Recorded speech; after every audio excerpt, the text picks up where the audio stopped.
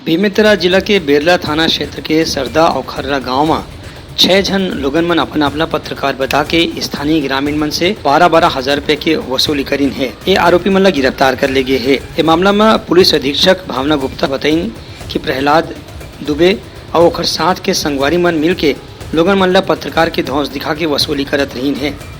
ये मन के खिलाफ पहले भी कुछ प्रकरण दर्ज करे जा चुके हैं। एमा अवैध वसूली और गांजा बेचने के नाम पे लोगों में धमकी देने जैसा मामला शामिल है। पुलिस अधीक्षक बताएं कि प्रहलाद दुबे के खिलाफ पिछला मामला और अभी के मामला दोनों ला मिला के अपराध दर्ज कर ले गए हैं और कार्रवाई करे जाते।